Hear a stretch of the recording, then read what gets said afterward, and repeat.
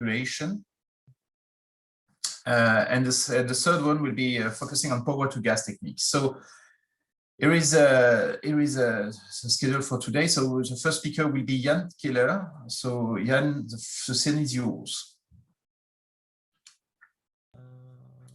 I don't know if Jann is here. Yeah, thank you, Olivier. Oh, thank you. I was just wondering whether I'm really the first one. Have you changed the order? No, this is the information I had, because has it changed? Sorry. On the program, it's written Mariana. Mariana was supposed to be the first? Okay. Sorry, it's information I had. So I'm going to follow you. Sorry, let me check. No, I don't mind. I was just a bit confused. Oh, sorry for that. So in that case, so if it's Mariana, it's the way it's presented on my screen is okay. So sorry for that. So Mariana, you were the first. Thank you. Sorry for that. No problem. Actually, if Jann wants to go first, fine by me. No problem, really. No, Mariana, you're welcome. Please. Okay. Let's keep it. Sorry for that. Okay, sure. No problem. No problem. So let me just start. Okay, I see that the screen sharing function has been disabled by the host. Oh. So. Sorry. Okay.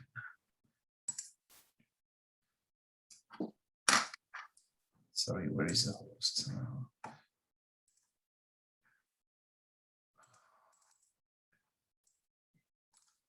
Come on, this morning it's a nightmare. It should be fine now. Can you please try again? Yes. Yeah. It's fine now. Okay. Great. That's fine. We can see. Okay. Just a moment.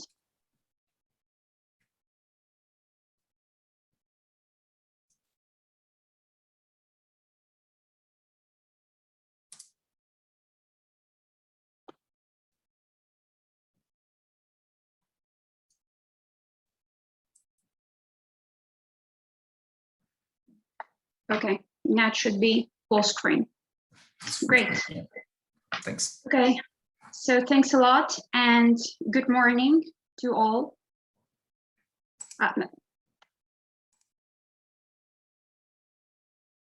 Okay, good. Yeah. Now you can see me and hear me as well. So good morning to all of you. Thanks a lot. Thanks to the IAEE for the invitation, first of all. So my presentation aims to determine the interrelation between natural gas supply security and decarbonization by reviewing the current status of EU gas market integration and gas's evolving role in a sector coupling context.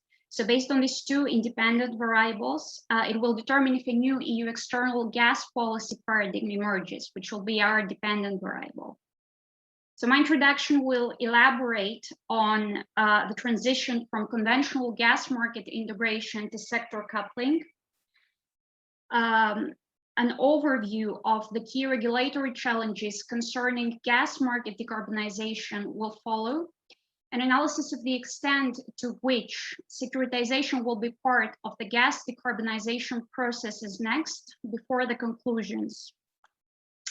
So looking back to the pertinent directives and regulations from the early 90s to date, one realizes the time and effort it took for our internal EU gas market to shape up and for the EU to progressively acquire treaty-based competence to develop energy policy, including in the field of gas, due to negative spillovers from national approaches, mainly in terms of private investment stimulation and the costs associated with distinct portfolios of flexibility options for Europe's gas infrastructure.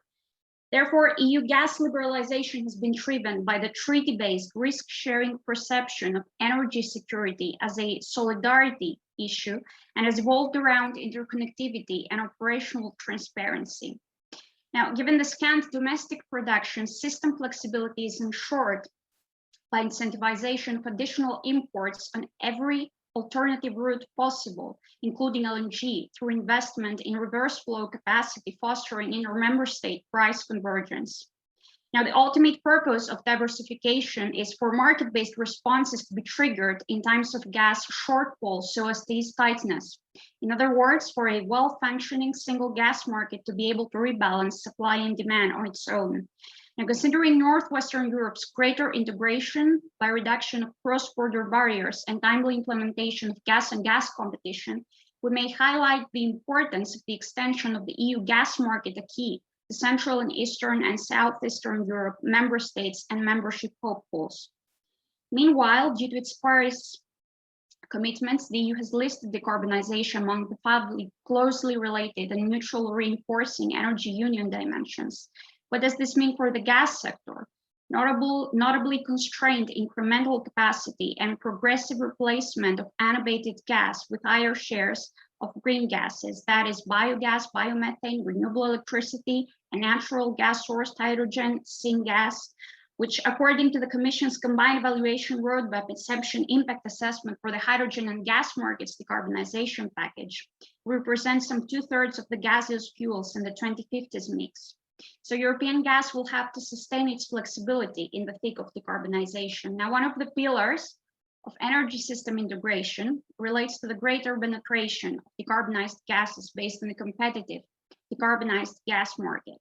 This is sector coupling, or else the deeper integration between the gas and electricity markets, taking into account the value of existing gas infrastructure in transferring energy over long distances and at low energy losses, and in providing large seasonal energy storage capacities than what is currently economically feasible with electricity.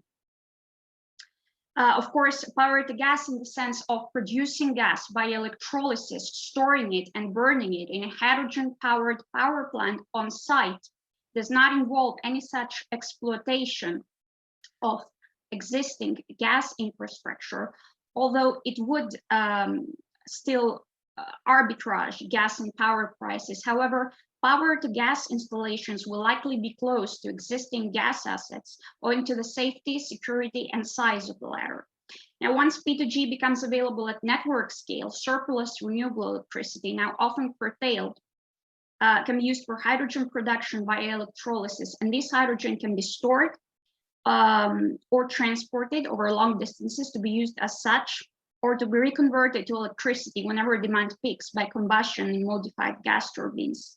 This basically reconciles the temporal profile of renewable energy with that of demand via storage, while harnessing renewables to locations distant from consumption centers via interconnectors. So sector coupling is all about a dual energy system with a significant role of renewable gases alongside renewable electricity. And in the envisioned integrated energy system, large-scale electrification of the EU economy with intermittent renewable electricity, or else green electrons, will be complemented by those multicolored clean molecules.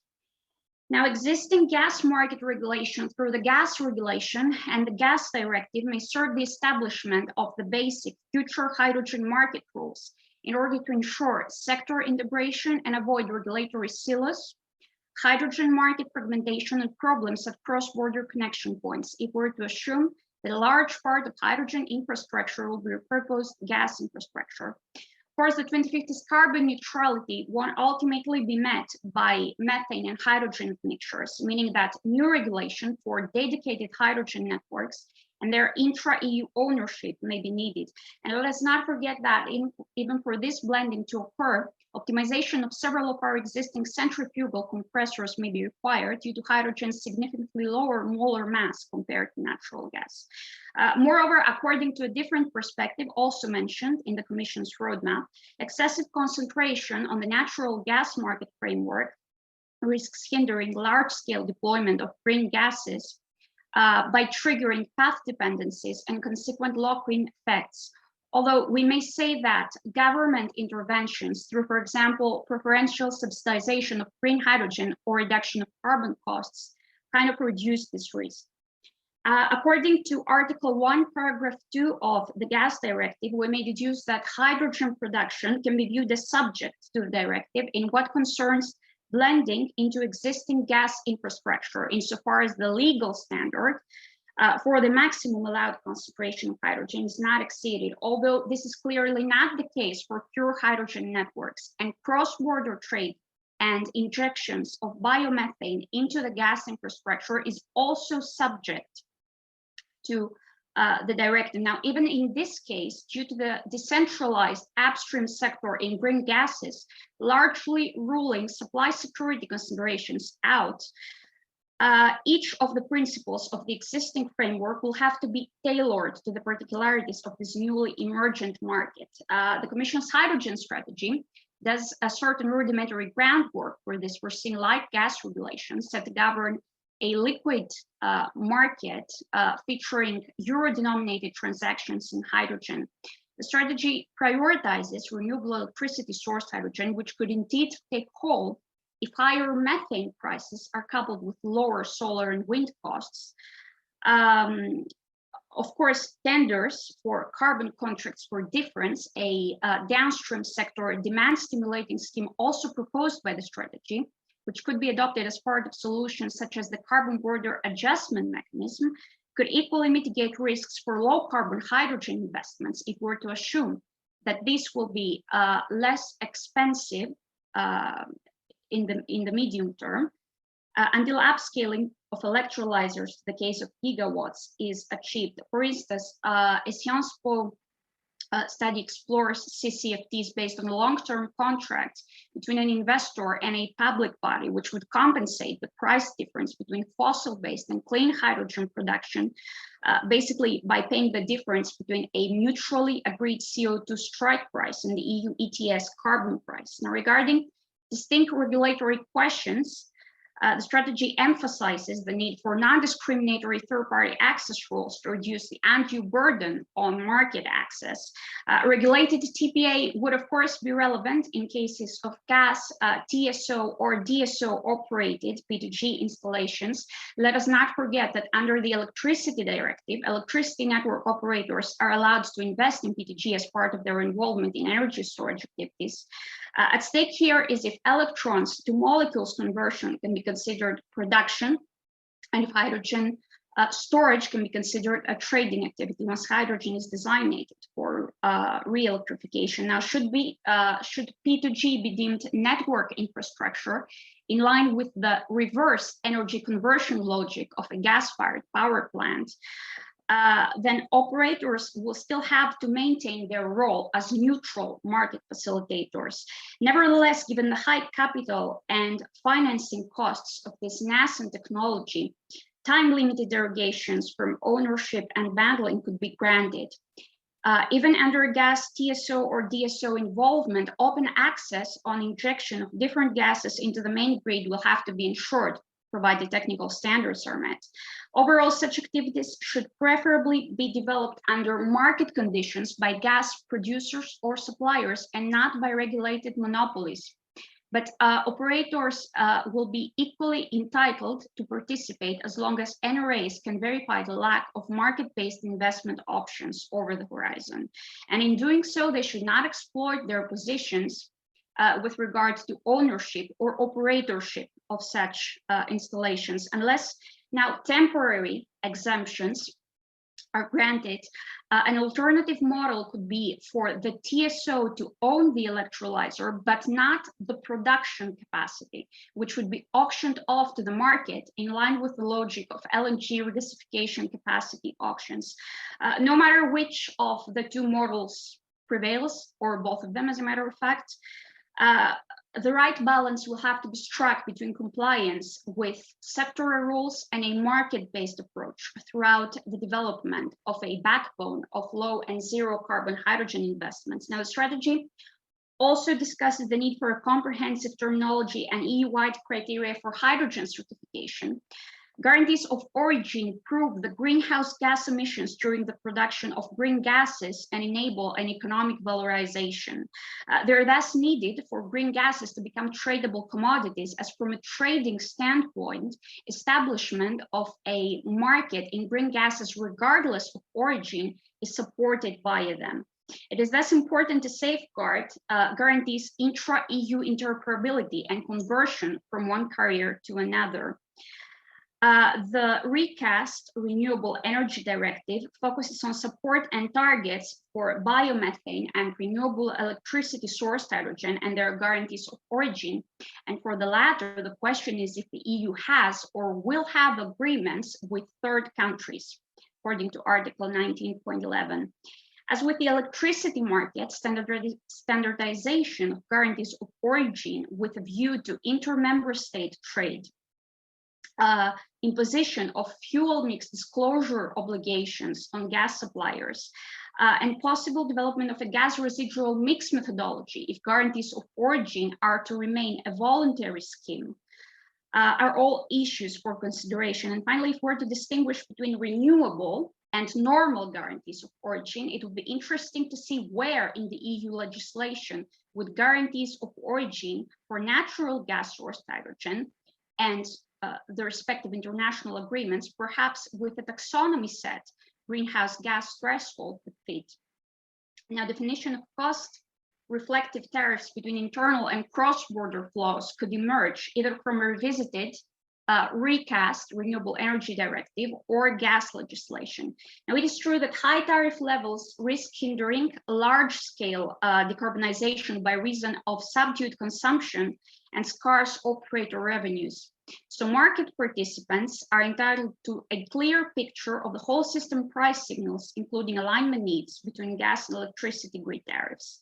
According to ACER, a level playing field will be ensured by the technologically neutral application of tariffication on comparable activities, in particular storage and conversion across the electricity and gas sectors, based on the principle of charging for the network services by properly considering the potential offsetting effect and the overall cost impact on the networks. And of course, a revision of tariff methodologies on the distribution level may also be needed to reflect injections, including in the transmission system and provision of interruptible services.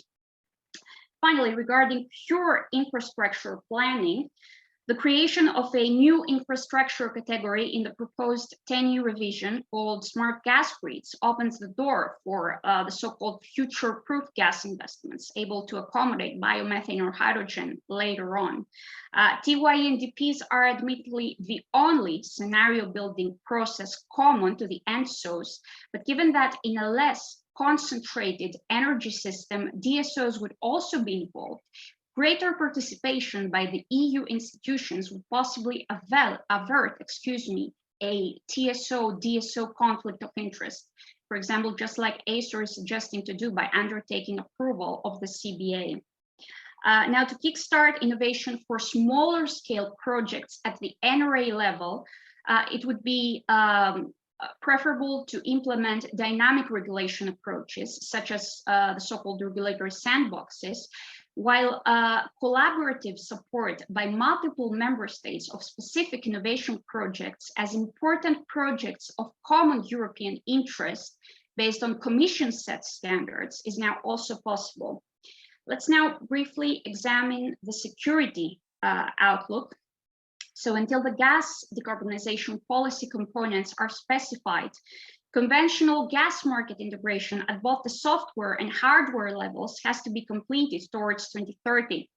Liquidity, competition, and price integration have to be achieved even if the gas decarbonization key is to slightly alter the broader market landscape.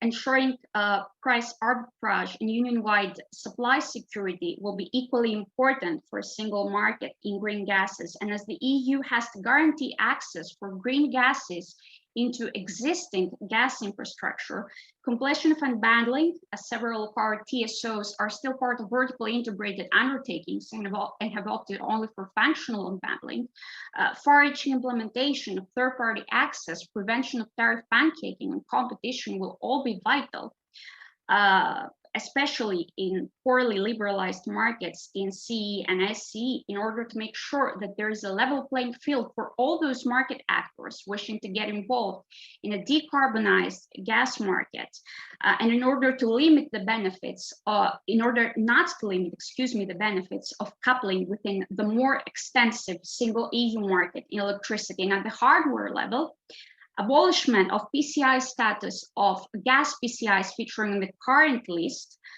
with commissioning timelines beyond 2023 risks hindering integration in the less liberalized eastern and southern corridors. Now, the absence of a mature industry in green gases in which capital will be quickly and massively allocated and absorbed, and within which market failure could still be experienced owing to economies of scale or natural monopolies in networks, strict adaptation of gas market concepts in a sector coupling context may prove difficult. As already mentioned, development of Northwestern Europe's liquid and mature gas benchmarks took a nearly 20-year liberalization process during which gas's growing market share triggered transition to gas and gas pricing.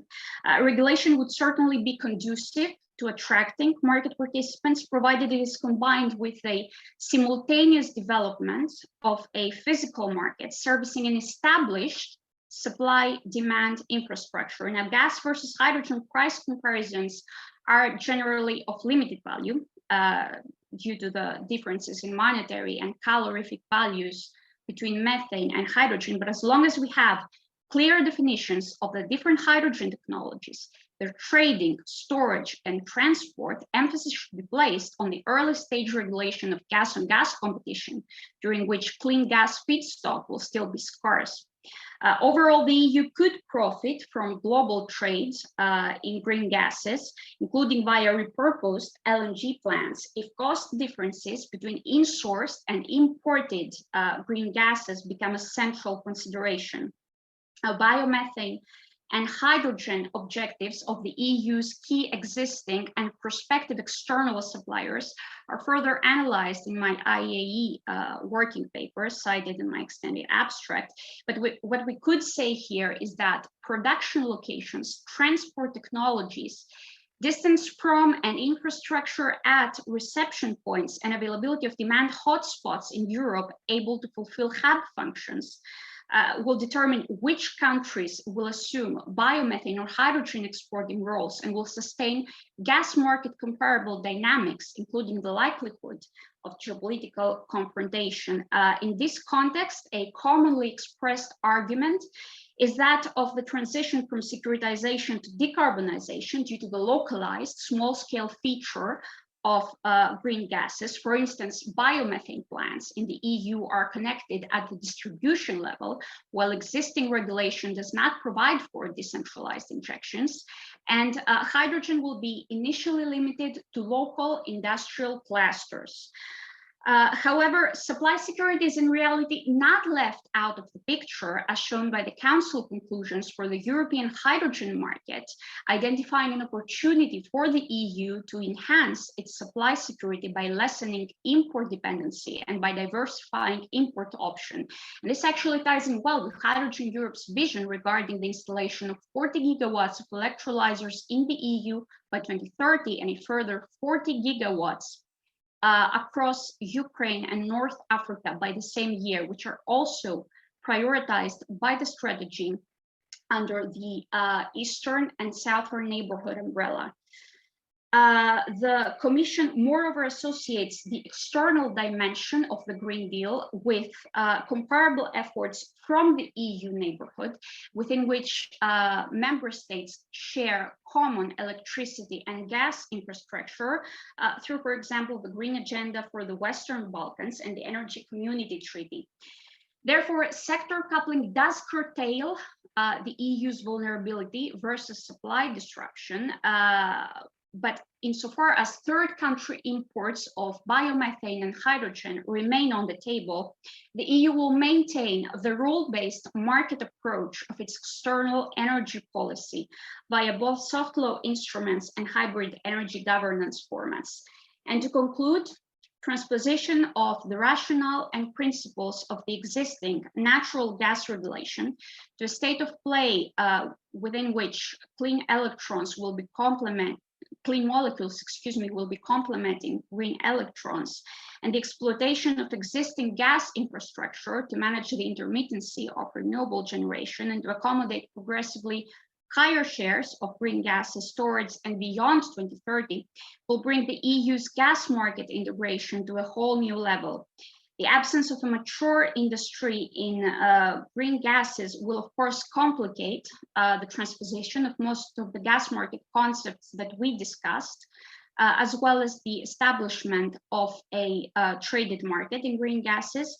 But incentivization of supply security, internalization of supply security considerations will not render governance of Europe's external gas relations obsolete. And for this reason, the EU will have to first complete conventional gas market integration by finalization of strategic infrastructure, symmetrical geographic dissemination of the acquis, and smooth depoliticization of its gas trade by 2030, so as to properly forge its external energy policy within a decentralized system towards the 2050s carbon neutrality. So with that, I would like to thank you for your attention, and I remain at your disposal for any questions you may have. I will now stop sharing my screen.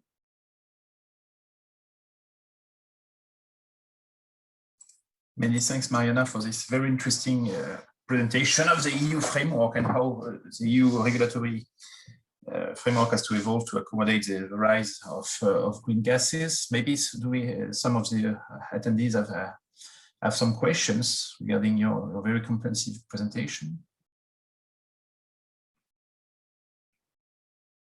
Okay, so one crucial question from Jann. Raise a question regarding which is also pointed in the current EC's consultation on carbon decarbonization packages, which aims at making the current regulatory regime able to establish a market of green gases and support their ramp up is related to tariff. Therefore, referring to your slide number 11, would you support applying joint and similar tariff for green and conventional gas infrastructure so that this creates cross-subsidization? In practice, they are supporters of both options. And Jann probably would like to know what is if you have a preference, or if you have this issue has been analyzed and discussed with NATO, the NATO association. Yes, I would say that this is also my reading of the Commission's consultation, and this is also actually my take regarding this question about the need to develop similar tariffs for both green. They're not, I mean, green in the broader sense, because green can be also natural gas sourced. So yeah, application of similar tariffs to your question. Thank you. Yes, thanks. If I would have a slide, if there are no other questions, I will have a slide one in my case.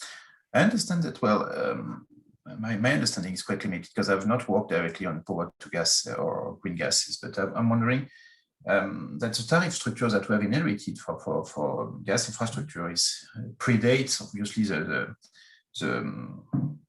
rise of these technologies. It's something that we have inherited with the aim of creating liquid markets. And so that's why it's tightly based on having daily balancing obligations. And I'm wondering whether when we start having, a closer integration between gas and power system, whether this frequency of having a daily balancing rule is adapted or not. Because when we talk about using the gas system to provide the flexibility required for electricity, one could wonder that maybe a daily frequency, for having the balancing obligation is not necessarily adapted, because it creates implicitly cross-subsidization between the various users of the gas network, some which will be requiring flexibility in very short term, like power plants, and whereas normal users, daily balancing obligation is adapted. So I'm wondering if there is a discussion currently on these issues, or whether it's an utopia, a reform of this type of pricing structure. This will actually, to your question, this will actually depend on which piece of legislation is going to address this. Yeah, because right now it will either be an issue of further revisiting the already recast Renewable Energy Directive, which of course provides for biomethane and renewable electricity source hydrogen, but not for natural gas source hydrogen, or whether this will be part of the revision of the tariff network code. as part of the gas markets decarbonization package. Thanks. So we have 2 other questions and then we will move on. So one question from Piero Carlo, who says he's wondering whether there is some typical times of changes for regulatory changes and the drivers for it. It will be curious to compare it with the time of changes for infrastructures. So that's a question. And another question from Iwan. She's interested in the role of TSO and DSO in the power to gas system and produce power to gas, which is the most important. Do you think is a way to join the gas/H2 markets? To you. The second question, obviously, this should have to be dealt with by the market, okay? But we're not in a position to be able to tell if the market will express interest or not. So if a market interest is not expressed in the short to medium term, then TSOs or DSOs, as a matter of fact, will also have to be entitled to jump in. And in this case, there are 2 options. Either you offer time-limited derogations from unbundling and third-party access, or you basically allow the TSO to own the electrolyzer, but not the production capacity, which will be auctioned off to the market, the so-called virtual ownership model. I hope this answers your question. But if you have a follow-up. Yes, thank you, Marina. Okay, sure. And then the previous one was, sorry, because I'm now reading it again from the chat. Piero Carlo, if you want to intervene directly. No problem. I can now read this from the chat.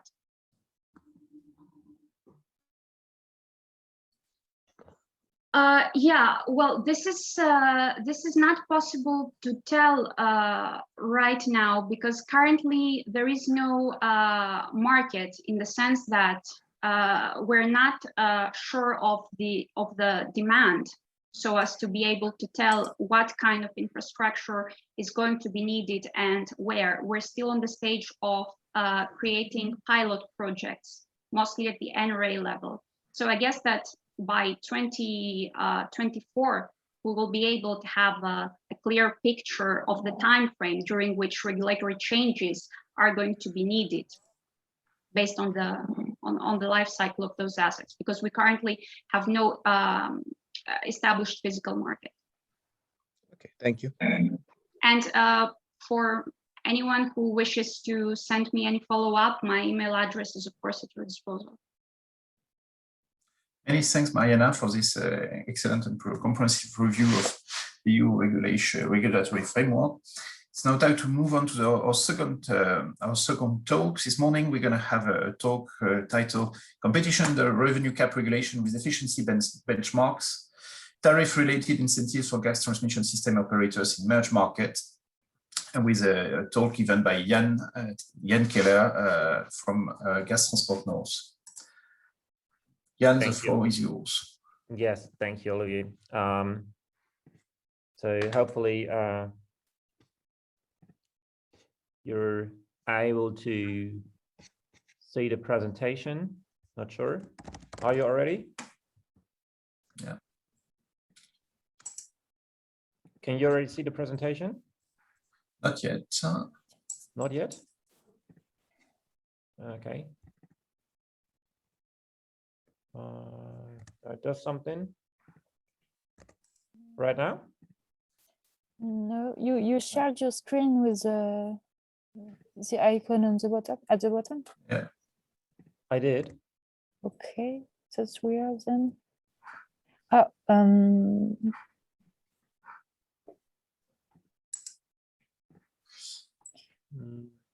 Maybe now? Oh, yeah. Yes, perfect. That's fine. Perfect. Perfect. Also in full screen now? Yeah, it's full screen. That's perfect. Thanks, Jann. All right. Then, yeah, let's directly start with this presentation. So it's a joint work together with my co-authors from the University of Groningen. This work has already been published in the Journal of Regulatory Economics last year, and it deals, as the title suggests with competition and regulation, particularly competition of TSOs under revenue cap regulation in merged markets, which I'm going to introduce to you in a second. So this is the very short overview. So I will briefly give kind of an introduction and motivation for this topic, then deal with some principles of tariff determination, go a bit into the incentives that are related with tariffs determination for TSOs under the revenue cap regulation. Then we'll have a look at Germany as a proxy for a potential European integrated market. And then I finish off with some conclusions and policy recommendations. So what we see here is a map which is a bit outdated, I know, but still I like this figure. And it shows that we have still, although we are already pushing towards market integration, we still have a lot of mostly national markets. We have markets of a different level of maturity. So for example, the British national balancing point and the Dutch TTF being considered the most mature ones in Europe, the leading markets basically, but we also have a couple of other markets that are pretty mature. And we also have, and this already points at market integration, we see some countries, for example, Germany, which will be of particular interest later in the empirical part, where we have one country, one EU member state having more than one gas market. And this is of particular relevance of this research. So, but first we're going to have a look at how market integration actually works and actually what a market is, or a market area, sometimes also referred to as an entry-exit zone, all synonym wordings. So what I have here created is a structural representation of 3 gas markets, maybe within the same EU member states, it may be cross-border. Actually, this doesn't really matter. What we have is we have 3 markets, A, B, and C, and in each market we have one gas TSO operating.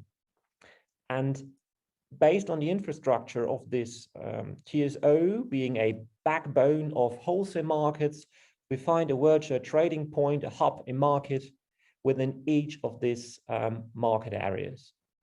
And we also see that the infrastructure of the different TSOs are well connected, so it allows for cross-border trade, cross-border flows, the use of arbitrage opportunities in order to allow for liquid gas trading, at least as long as there are no congestions.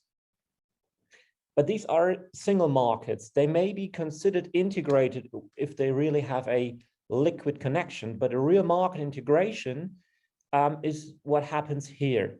In this scenario, we see that the 2 TSOs and the 2 market, not the TSOs, but the market areas A and B, where the TSOs A and B operate in, are going to merge from the left to the right. And what that actually means is that we create one huge virtual trading point, one huge wholesale market out of the 2 former single smaller markets. And this already shows the reason why we're going for market integration. Mariana is focused on security of supply. And here we also see, of course, it's basically just to improve the wholesale market, security of supply, or simply to increase the volumes, the churn rates, the liquidity of the markets, the market participants, in order to have a more intensive competition at wholesale markets. And this is basically what regulators look at. They want liquid, competitive wholesale markets. But as the red circles indicate, something else happened. And this is of particular interest, and it is usually not in scope of regulators. What we see here is that still this new market, now consisting of 2 infrastructure operators, has a connection, or in fact 2 connections towards the 3rd market. And this actually means that whenever gas shall be traded between the market C on top and the new market AB below, there's a choice. Traders or network users, so the people that make use of the network, now have to make a choice. This was not the case in the previous situation, where the markets A and B were commercially separated, but now we have one integrated market and we have a choice between two routes basically. And this decision has to be made by customers. And this situation is not something that is, out of theory, so it's really of practical relevance. We see a lot of market mergers, cross-border market mergers going on, for example, between Spain, Portugal, Croatia, Hungary, Italy, and Austria, and also amongst the Baltic states. And also in Germany, where we have two markets today, these are about to merge finally by October this year. And the map of Germany is also very interesting, as you can see that on these arrows, you see the number of TSOs that the network user can choose from. So I would not go into detail, but if you have a look at the numbers, you see that at a lot of borders between Germany and its adjacent member state, we have not only one TSO that provides transport capacity for cross-border trade, but we have more than one. And this indeed is the situation that I've just shown on the previous slide. This is the situation here with the red circles. This creates situations where network users have to make a choice. And the question of this research is whether this has some implications for the regulation. So to give a brief interim conclusion, we've seen that market mergers are foreseen and the regulators push for market mergers for the sake of increasing wholesale markets. But often the TSOs themselves are not in scope, but just the market itself. These market mergers really take place in practice, so this is relevant what we're doing here. And we need to discuss the role of transport substitutes that are created by these market mergers. And the related research question that we're going to answer in this presentation is basically, what does this mean for the regulation of TSOs? Does this actually introduce some kind of additional competitive pressure? And how does this actually affect the tariff setting of the TSOs? And to answer this, we have a quick look at the theory of how tariffs under a revenue cap regime are determined. Why we're looking at the revenue cap regime? This is simply because the revenue cap regulation is the most common one used by European TSOs. So therefore, it is assumed that this is the most relevant question here. In general, this revenue cap regulation is pretty simple. It simply means that general TSO is free to charge any tariffs as long as a certain cap, the revenue cap, is not exceeded. So this is basically what's introduced by this first formula here. So a lot of freedom to the TSO actually. But then we also have some other characteristics that are associated with the revenue cap regime, and this is the so-called regulatory account, which basically works as a shield and shielding the TSO against any kind of over and under recovery, which basically means that you're given allowed revenues by the regulator and you will, in the long run at least, never earn more or less than this allowed revenues. So it's basically revenue cap is a pretty safe environment for the TSOs when it comes to obtaining the allowed revenues, and as there are no risk and no volume related risks. So it actually means that when we talk about the incentives for setting tariffs, we see that in the revenue cap regulation, there may be no incentives just because of the revenue regulatory account. However, we also see additional measures that are introduced to simulate competition to the extent possible. And this is a efficiency benchmarking that is applied by regulatory authorities. And this basically means that you compare a different output-input ratio of one TSO to, let's say, a benchmark, so a peer group of other TSOs. And this ultimately will give you an extra grant, or may also reveal some inefficiencies that will lower, your allowed revenues. And since this efficiency benchmarking directly means a competition for demand of TSOs, we can argue that the benchmarking mechanism introduces an incentive for TSOs, particularly in merged markets, competing at certain borders, to engage in competition.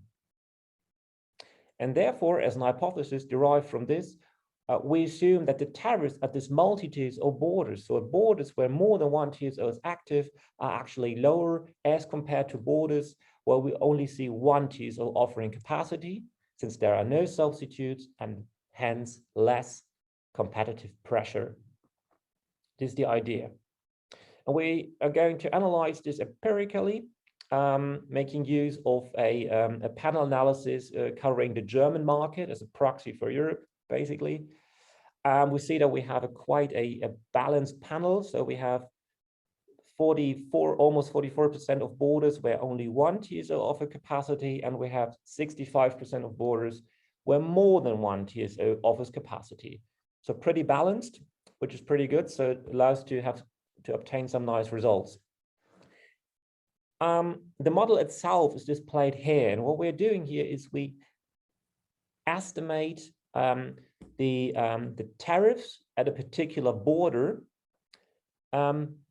with a couple of explanatory variables. And of particular interest is this explanatory variable indicated here in red, which is a dummy variable indicating whether at this border there is just one TSO operating, or where we have more than one TSO operating. So basically our competition dummy in this case. We also have a couple of control variables. For example, congestion may play a role in determining tariffs, but also a change in allowed revenues and capacity bookings, which are basically the main determinants of the allowed revenue cap. And these are the results that we see when estimating this model. As you can see, we've estimated the model also for consistency reason 3 times. So we focused on the minimum, maximum, the median tariff that was charged at a particular border. And the estimates, particularly in the first lines of our particular interest. And we see that the minimum tariffs charged at borders where more than one TSO are active, so at multi-TSO borders, are up to 52% lower. When we look at median tariffs, we still see about 29%, and a maximum tariff still about roughly 8%.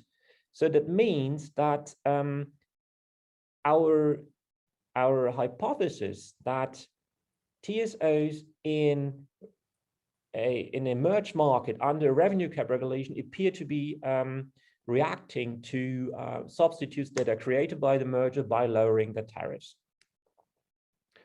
In conclusion, this is what I just said for the German case, and we can assume that this generally should also hold for entire Europe, as we can see that Germany is a kind of a proxy for the entire European internal market. We see that tariffs are about 52% lower in situation capacity at the borders offered by more than one TSO. The German TSOs appear to consider the presence of, we may call them competitors. But the funny fact is that the incentive to react and respond in tariff setting to other TSOs is not really based on capping maximum revenues, as we would have argued looking at the revenue cap regime. No, it's simply due to the efficiency benchmarking that is applied in addition, at least in Germany. And And a more general result or conclusion that we can draw is that market mergers seem to have a competitive, or increased competitive pressure on TSOs. So that means that by merging markets, we can not only benefit wholesale markets, but we can also increase the pressure, the competitive pressure on regulated TSOs. This leads to some policy recommendation. This is my last slide already. A cost-benefit analysis, which is usually performed prior to market merger, should not only focus on wholesale markets and wholesale market developments, but should also more deeply take into account the effect, the commercial effect, and the effect on regulation and competition of TSOs. And based on this finding, I think the discussion needs to be enhanced and it needs to be further discussed whether market mergers imply some regulatory changes or make them mandatory, and to what extent inter-TSO competition, real inter-TSO competition, also with relaxing regulatory provisions probably, is possible. And as a first step, derived from this, the first measure, concrete measure, would be to consider a benchmarking in multi-TSO merged markets, if not already existing. This is not the case in each and every market, noting that these multi-TSO markets are also rarely seen across Europe until now, but we can be sure that this will be of increasing interest in the future, seeing or expecting more and more market mergers to come. And then as a next step, this is what you actually do also in other areas, in other sector. It may be worthwhile to conduct market power assessments to see whether this finding here, the increased pressure on regulated TSOs, requires or at least allows for regulatory changes or even a deregulation. Thank you.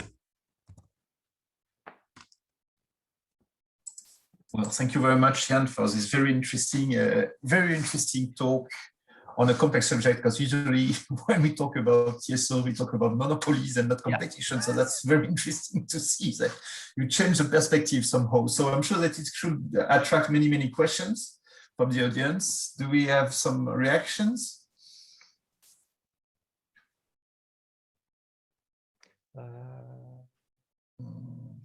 Yeah, I can see one from Piero. Okay.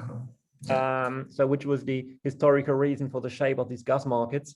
Very simple. And this is something that is very special in Germany. This does not apply, at least to this extent, in other countries. Germany has ever had a kind of a decentralized energy supply. So of course there are some major incumbents, there were some major incumbents, but there were also smaller utility companies on local level, and all of these at a certain point engaged in gas markets. So a couple of years ago, we had over, I don't know, 10 different markets in Germany, depending on regional areas, and each area corresponding basically to the boundaries of a physical network. And over the time we merged the markets. Sometimes also some companies merged, but this is not necessarily the case. But yeah, to make the story short, at the beginning, the markets were shaped as the networks, and we had kind of a lot of different networks in the country. I hope this answers the question. Question from Mary Yuan. She's asking about benchmarking efficiency, how it is conducted, and how it can be implemented. Yeah, so I simply go the order. So I first start with this question on efficiency benchmarking. That's fine. In the conclusion part, so the pressure that we see, the competitive pressure that we see, and as has been shown, the TSOs respond to, is created by benchmarking. If you would apply the same analysis without in an environment where we have no benchmarking implemented, the hypothesis would be that we would not see a huge differences between the tariffs at borders where only one TSO operates and the borders where we have a multiple TSO operated.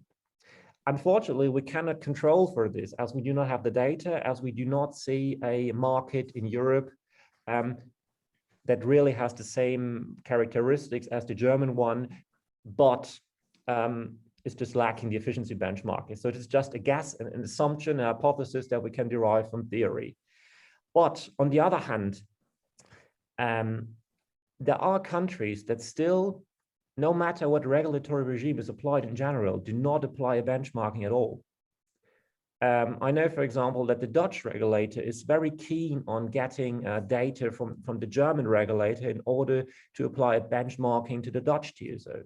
But also there is a lot of reluctance sometimes also for TSOs to make the data available, sometimes for NRAs to cooperate. So in practice, we see that benchmarking is not really applied in each and every case and to each and every TSO. And this is something that can definitely be improved, and this should be, increase the competitive pressure in any case.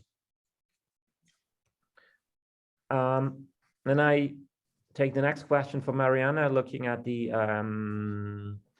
less liquid markets such as Southeast and Central Eastern Europe. Yeah, indeed. I mean, particularly ASA and also Commission is pushing for market integration, particularly in these less liquid regions, to create more liquid hubs.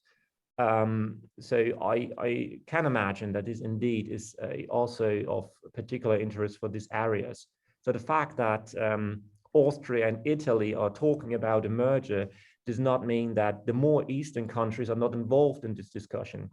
So if we look at the far east of Europe, we know that these markets, the small local markets, for example, the Hungarian market, is not really liquid, but it's closely linked to a more mature market, which is the Austrian market. So by merging Austria and Italy, we can also see some spillover effects, positive spillover effects, for example, for Hungary. At least we can expect those. And we also can see that mergers take place basically regardless of the actual level of maturity. So also in Northwest, Southwest, Olivier, you know, a couple of mergers have taken place in France already. We also hear a lot of rumors and gossip sometimes of France and Belgium, or even with Germany merging. So this, I'd say that market merger is not really an issue of, or not really linked to liquidity of markets, as can take place anywhere, and given some circumstances, it should also be beneficial everywhere. So no more question. I would have one. Use my privilege of chairing the session to ask one. We know that in this entry-exit system, you know, the cost from the TSOs are recouped from the entry charges and the exit charges. Have you seen that following the mergers, there has been a demand from TSO to try to somehow reorganize, you know, the recovery of the revenues between entry and exit? There has been some pressure of demand made to the regulator for changing the repartition between the entry and exit charges. I know this particularly from Germany. This is a real issue. So what we see is that let's see, what we call the reference price is increasing year to year, and particularly after a merger is increasing. Why it's increasing? Because if we merge the markets, the traded or the volumes in capacity that's booked decreases, whereas the revenue stay the same. So of course the tariffs need to go up. But then the question arises, do I shift this increase more to the domestic part, or shall this be recovered at the borders? And there has been a quite interesting legal decision in Germany. There was one industrial customer who was actually complaining that one TSO has significantly raised the tariffs, or has more significantly raised the tariffs towards domestic customers than at the borders. And actually, this TSO argued that this was due to competitive pressure. So it was offering capacity at the border, while also other TSOs are offering capacity. And for that reason, the TSO was felt, it was felt needed to increase the tariffs more on the domestic side. And at that point in time, TSOs were completely free to charge, to flip around all the tariffs, to charge any tariff as long as this revenue condition holds. But also times have changed. So we now see that European regulation on harmonized transmission tariffs came into force. And this actually, for most of the European countries, not for all, means that the entry and exit tariffs are the same. Not in each and every case, but in most cases, this is the same. But at least there's a clear methodology on how the tariffs shall be determined. And this methodology is approved by the regulator. So this actually means that the TSO is somehow restricted. So it is not that free even more. And for that reason, I, as a TSO, would always say, well, it's not my fault, complain to the regulator. This is the methodology that I'm given. I'm just doing what I'm told. But it is, in fact, an issue. And there are also discussions going on where we see that market integration can also be reached by a different way, which is simply reducing cross-border tariffs to zero. Also a kind of market integration. But that obviously even more feels wrong to domestic customers, cross-subsidizing cross-border trade. Especially for transits. These are complex issues. Definitely. Thank you very much, Jann, for this very interesting answers and then your presentation. And congratulations, by the way, for having published it. You said it was published in the Journal of Regulatory Economics. Am I wrong? Yes, General Regulatory Economics in 2020, Okay, congratulations. Okay, it's time to move on for the next talk. So the next talk is on power to gas. So it analyzes the impact of power to gas on cross-country electricity markets. A paper by Yi-Won and Martin Denzig. Yi-Won is from the Scherrer Institute. Yi-Won, the floor is yours. Yi-Won. Yeah, thank you. Sorry, I cannot share the video. We see your screen now. Okay, yeah, that's great. Perfect, we can see it full screen. That's perfect. Thank you very much. Okay, and I'll also start my video. Yes. Okay, good morning, everyone. My name is Yi-Won, a PhD student from PowerShaft Institute in Switzerland. And today my topic is prosumers with power to gas in cross-country electricity markets based on a game theoretical equilibrium model. So I move a little bit from gas market to electricity market. And here is the content I'm going to follow today. First, I will introduce a little bit about why we are interested in doing this work and the idea of prosumer. And then a little bit about the model we are used. In current electricity system, demand profiles typically exhibit a mismatch to energy supply in many countries, which is, for example, caused by the intermittent generation of solar PV and the seasonal availability of hydropower. In Switzerland, the PV electricity generation has increased 38 times in last decade and 150% from 2014 to 2019. The increasingly fluctuating renewable power production needs sufficient flexibility options, which requires shifting energy between day and night, as well as from summer to winter. Additionally, the pressure to mitigate climate change and the phase out of conventional technologies requires the deployment of new low-carbon energy transition solutions. This motivates us to consider power-to-gas technologies to avoid CO2 emissions and to increase the flexibility and reliability of future energy systems. Considering the high probability that all those technologies where finally goes into the future market, it is worthwhile to use integrated model to investigate their market impacts and their performance in a market environment.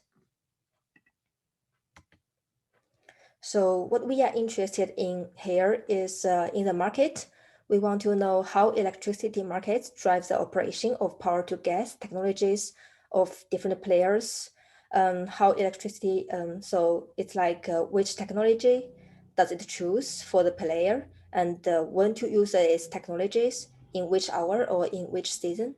And for a player, especially in the distribution level, what factors will affect the deployment and operation of power to gas technologies, and how these factors influence these players.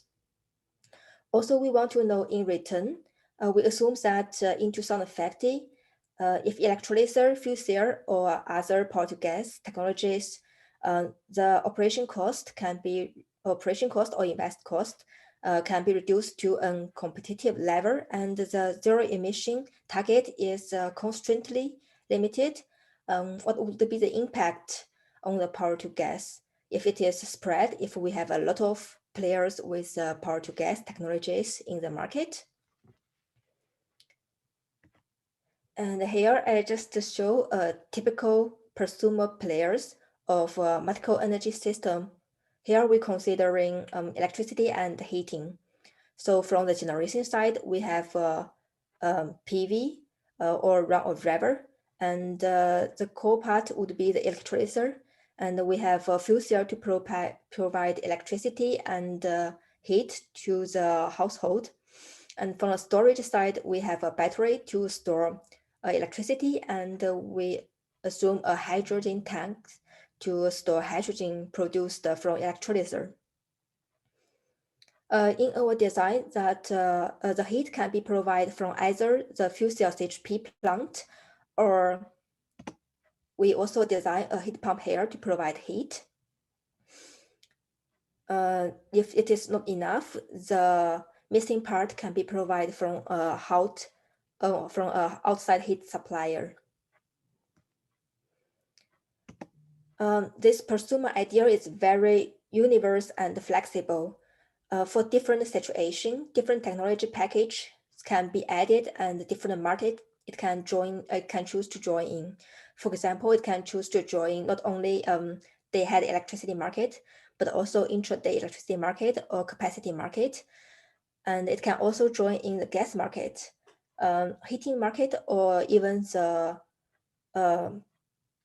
assumed hydrogen market in the future.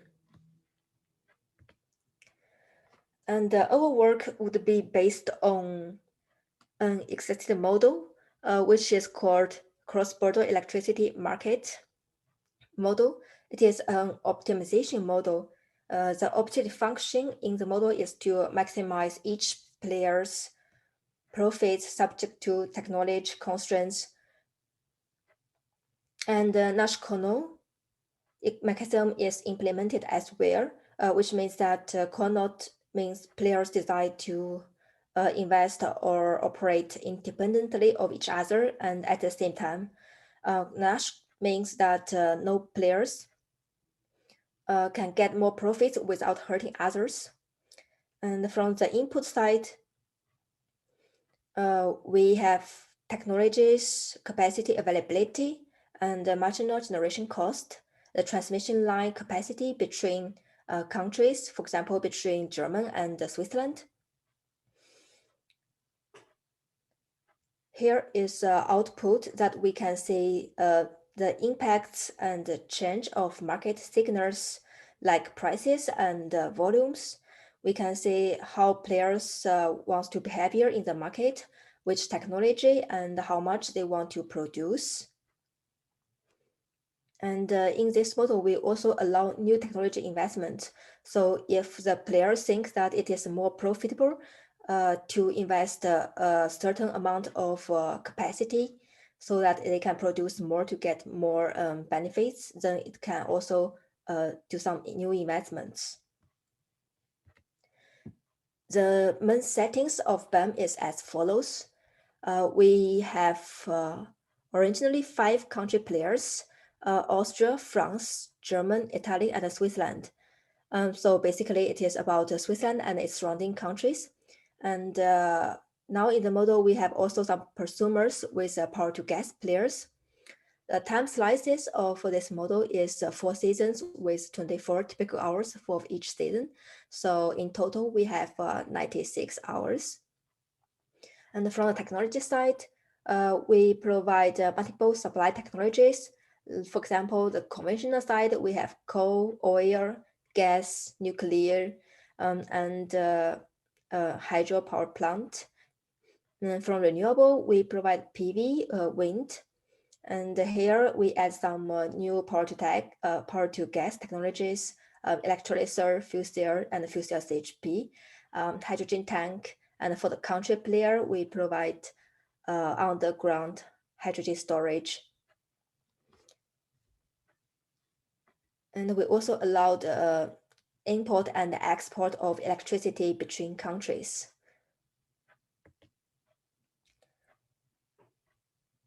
So for the players side, especially here, I will explain a little bit about prosumer players. So in this work, we assume 3 different levels players, prosumer players. One is small case, which is based on the Chinese. It's a village in Switzerland. And there, we assume that the electricity comes from PV. They have storage, technology, battery, and the electricity heat pump to provide heat. And also this power to gas technologies, packages. And we also assume a little bit larger scale. We call it medium scale, and this is based on the Massol case.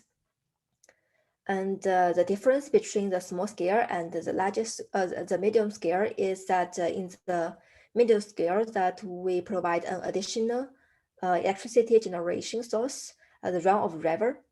We assume there's a huge run-of-river plant besides Massol.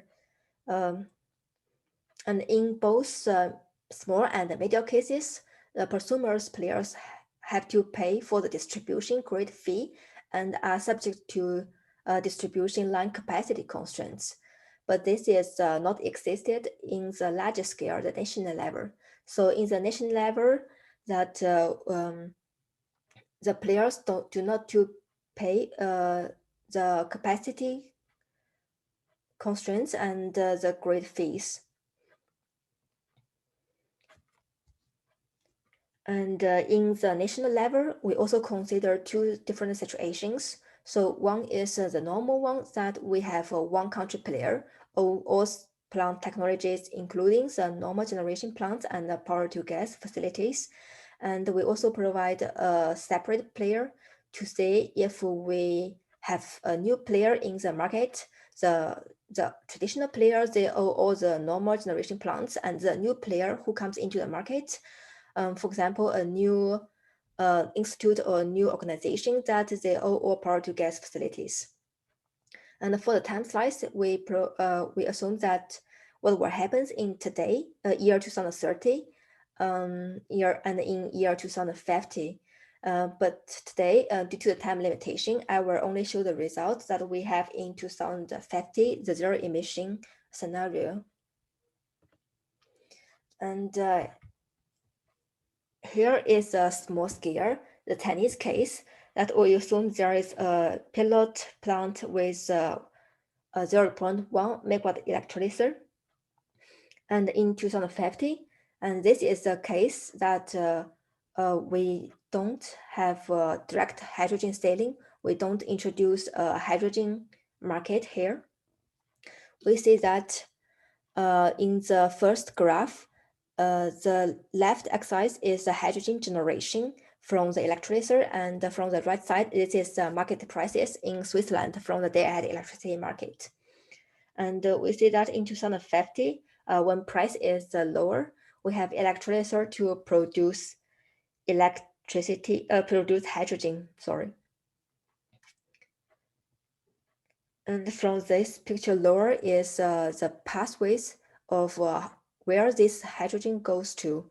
And in this without direct hydrogen sealing situation, that the hydrogen produced by electrolyzer is mostly used by fuel cell CHP. So in the winter, when there is a lot of demand for electricity and heat, Jann use fuel cell CHP to produce electricity and heat. And this is only used in the winter season.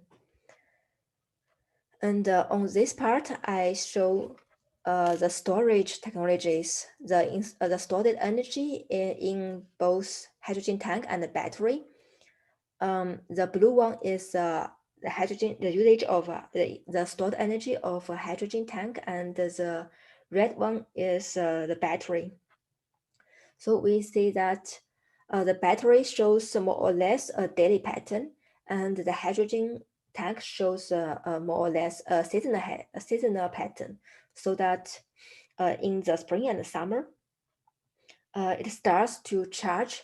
So it starts to store hydrogen and then wait until the winter. When it wants to use a fuel cell CHP, then it uses the hydrogen to produce electricity and heat. And in this case, we see that the hydrogen tank capacity, which is decided by the model, is about 1.8 megawatt-hour, which is about 20 times larger than the capacity of electrolyzer. Where in later, when we introduce direct hydrogen sealing or a hydrogen market, that the hydrogen can be sold to industry, residential, and transport. We see a little bit of difference between the case I just explained before. So in Jann, in the summer or even in the autumn, when the electricity price is lower, it uses electrolyzer to produce hydrogen. And in this case, the electrolyzer is used more often and also more in the capacities. And in this case, the player decide to invest some new electrolyzer, invest 0.36 megawatt new capacity in electrolyzer, so that it can provide more hydrogen. And in the lower graphs, you see here in the winter, it uses fuel cell CHP to provide electricity and heat. And it also uses hydrogen to direct steer to the transport. And this part is much more than the usage of fuel cell CHP. This is because that in the transport sector, the people wants to give higher prices for hydrogen, which is a more promising hydrogen market probably in the future. And in this case, the hydrogen tank capacity is more or less the same as before. It is about 3.4 megawatt-hour.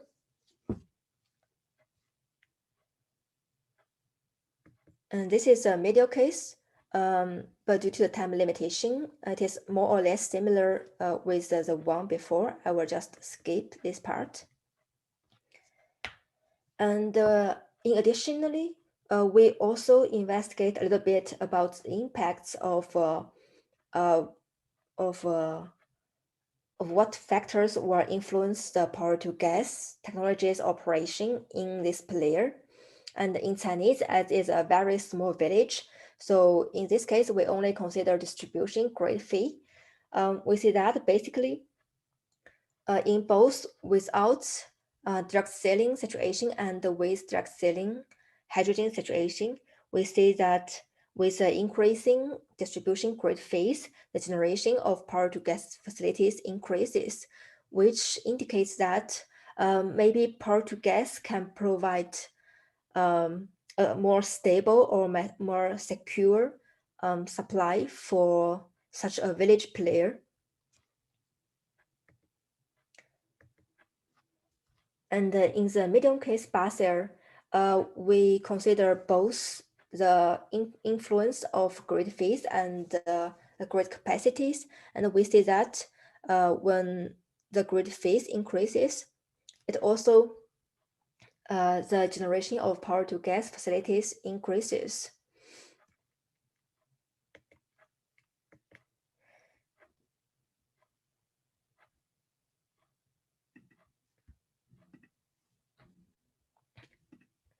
And in the medium case, we also consider grid capacities, and we see that with the increasing distribution capacities, which means that we allow more electricity trade between the day-ahead electricity market and the small player buzzer. We see that with the increasing distribution grid capacities, generation of power to gas facility decreases. And this is a case of a national level. So here we assume that if we want to have more power to gas in the future, if the cost is reduced a lot in 2050, and if this technology is spread over the whole country, what will happen there? And we see that with different from a small case, it is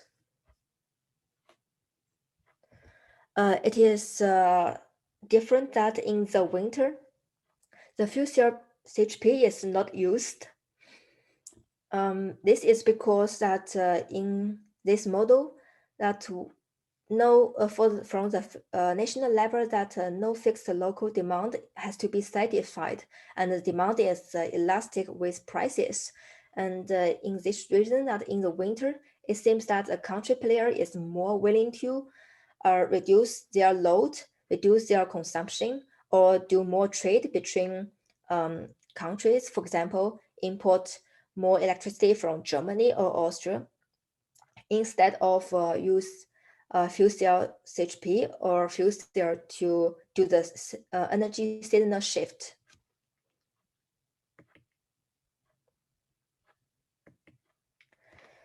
And in return, what would be the impacts of power to gas on electricity market?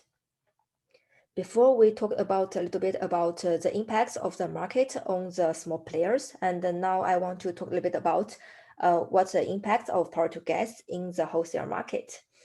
And we see that here I calculate the standard deviation of no power to gas situation and the power to gas without direct hydrogen sealing and power to gas with direct hydrogen sealing.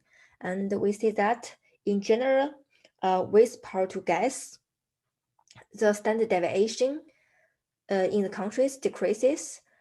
This is because in the summer, it is used electrolyzer to produce hydrogen, and which can consume a little bit more electricity so that it can reduce the cartier of some renewables and thus increase the electricity prices. And in the winter, it is used more fuel cell CHP and also use other technologies to generate a little bit more electricity. But the strange thing is in Switzerland, in the winter, we do not observe this phenomenon. And this why this is existed, I'm still trying to figure out. So if anyone has any idea about this, what happens there, I would be happy to discuss with you. And here is another summary of power to gas impacts on Switzerland compared with no power to gas situation. And in Switzerland, we see that without direct selling, the power to gas can promote renewable generation by about 13%. And it can also reduce a little bit about battery discharging. In total, for the operational profits, power to gas facilities can increase a lot when we introduce direct hydrogen sealing. And in the lower part, I also list a situation of this separate situation. I don't mention a lot before. but we found that in the separate national player, so where we have a traditional player who owns the generation part of electricity and another player who only owns the power to gas facilities. And in this case, we see that the renewable generation and operational profit increase is less than the case of a total national player. And inverse, the battery storage is used more in this separate case. Finally, I want to go to the inclusion part that we can see from my work. For a small prosumer connected to the distribution grid, more power to gas technologies are used with reduced grid capacities or increased grid tariffs, but the mechanism behind is different. And the reaction of prosumers to the increased islanding effects, here the islanding means that we have less capacities and or the grid fees is much higher. How this react and how these players behaved in the market really depends on its local energy supply shortage, or in other words, if it is a seller or it is a buyer. And from the national case, we can see that power to gas technologies can help reduce market variance, increase renewable generation, and increase operational profit of the national player. If multiple or large plants are investigated, it is more likely happens when direct hydrogen selling is introduced. Also, we found that introduce a direct selling as a pathway for green hydrogen can promote electrolyzer investment and hydrogen production a lot. Yeah, thank you very much. And if there's any more questions, I would like to discuss. Thank you very much, Xi, for this very interesting presentation. I think that we have a few questions from Piero Carlo, which I'll leave you discovering on the side in the chat room. So which H2 model demand do you model? Is it H2 demand for industrial processes or for H2 base in fuels? Yes. Yeah, so there are two cases in my model. The first one is without direct hydrogen selling. And in this case, the hydrogen demand comes from the electricity side. So the hydrogen is used to produce electricity by fuel cell or fuel cells HP.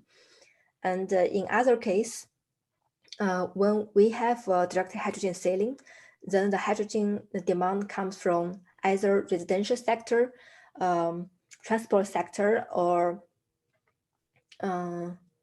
industry sector. And this demand assumption comes from the model results from my colleagues also in the energy economics group. And there they have a scenario for Switzerland in 2050, zero emissions, and there they provide some demand results or demand assumptions for hydrogen in 2050. Thanks. From your slide number 5, Piero Carlo asks whether a clarification question related to the actors that are connected. I mean, you assume electrolyzers coupled with PV or electrolyzer grid connected binding. Maybe could you come back to this slide? Slide 5, this one, you mean? Yeah, I guess so. Maybe Piero Carlo, you can intervene as well. I mean, Okay. No, I mean, it's exactly what I wrote more or less. Like, do you consider electrolyzers being the load in the electricity markets, or which actors are actually connected to the electricity market model there? Just not clear to me from the plot. Yes, so here I only show the prosumer idea. So in my model, this is the structure of Chinese or Basel. So I mean the small scale player and the medium scale player. Okay. And actually in the electricity market, we have first here, we have 5 country players, like in this part. We have German, Switzerland and its surrounding countries, Germany, Austria, Italy, and France. And the prosumer player, for example, the small player, Chinese and Brazil, is a prosumer player inside Switzerland. And they can join in the electricity market of Switzerland. Okay. And basically the confusion I had was basically when you say prosumer, because I had the idea of only renewable electricity technologies okay, yeah. coupled. But I mean, there you're actually speaking about something even larger, like also with hydrogen technologies coupled to that demand. Okay. Yes, so it's not only about a small household, but it's a larger scale. It's not consumer, it's not prosumer, it's not prosumer, it's something extra with hydrogen in the middle. Anyway, yeah, and well, I mean, if I may, I don't know how much time you have. I just had two quick other questions. Like one was, do you consider hydrogen grid tariffs? Like, so basically, I mean, no, you answered this. So by saying that, do you have prosumers with hydrogen technologies? I guess you do not model a large hydrogen grid there. So you're only considering the distribution grids of the power side, but not a distribution grid, for example, distribution grid tariff from the hydrogen side also. Yes, you are right. So so far in the model is only the more electricity side, but in the next years, the gas side and would be introduced as well. Okay. Okay. I was asked to turn on the video. No, a final question, but quick one. Also, like you mentioned different scenarios, one of them being one player owns all plants, including normal generation power to gas facilities. Yes. Now, I was wondering, like, you see, what's the meaning of this scenario? Like, why would it be realistic according to you? You mean in the national level, we have two cases. One is the normal one, that a player owns or both generation and power to gas. And on the second one is a new player in the power to who only owns power to gas facilities. In the first case, it is a case like, for example, now in Switzerland, we have a Swiss grid as a TSO to control the electricity grid, and another for gas operator or supplier. And they are kind of separate. So the Swiss grid, they kind of have the power in the electricity part, and another four players have the power in the gas side. And in our model, we want to say if the situation were changed, that one player have both impact on electricity side and the gas side, and also the hydrogen side in the future. And another case is we want to know if one player have impact on the electric side and another player have the impact on the hydrogen side. Thank you. Is there any other questions? So if no, I may use my privilege to being the system chair to ask a last one. I'm wondering, in your modeling, if I understood correctly, you're assuming somehow that players in the national game have a perfect foresight, their capability they're capable to anticipate exactly what will be the future demand, and so they can take their decisions, their intertemporal decisions, in an optimal manner. So I'm wondering whether the fact that introduction of hydrogen technologies smoothen a bit the price is not a consequence of this assumption of having perfect foresight, because obviously, well, if you allow some storage capabilities, then obviously it creates an opportunity for lowering, the variation of prices, or it allows a full exertion of all the storage opportunities. And I'm wondering if if future work could consider the possibility of having rolling time horizon, whereby the future is discovered, is not certain for the moment where you're taking decisions, and whether that assumption that it will smoothen totally the variability will partially be corrected for by that type of modeling assumption. Is it something that you're considering, or is it out of reach for the moment? Yeah, thank you very much. It's a very good suggestion, because especially for the investment, long-term horizontal is needed. and the uncertainty in the future is also a very good point. But so far in our model, we more consider about the operation of this year, if the players would get benefits or not, and the like larger horizontal or longer horizontal, like 5 years or 10 years or even 20 years investment is not really considered in our model. Thank you. Thank you very much. So if there are no more questions, then I think that we can close the session. I would like to thank so much all the presenters today. To present again, my sincere apologies for the slight delay in starting off this session. We are initiating something new with this online conference, so it's a first of a kind for the IAEE. But we are progressing and we are discovering along the way. Thank you so much again for your presentation this morning. This is a very interesting topic, and I'm sure that we are still going to meet again in the next years, because all the topics related to either gas market regulatory regimes or the creation of regulatory regimes for TSOs and this framework for organizing power to gas techniques are certainly of major interest and will continue to attract much attention in the future. Thank you so much. And I wish you all the very best for a pleasant and interesting conference. Thanks a lot. See you very much. Thank you very much. Thank you, bye. Yeah, thank you. Just one last thing before you leave. Could you please upload your presentations on your dashboard, please? Thanks. Yes. And that's it. Thank you very much, and bye. Have a good Thank day. you. Bye-bye. Have a Thanks good a day. lot. Have a nice Bye-bye. day. Bye-bye.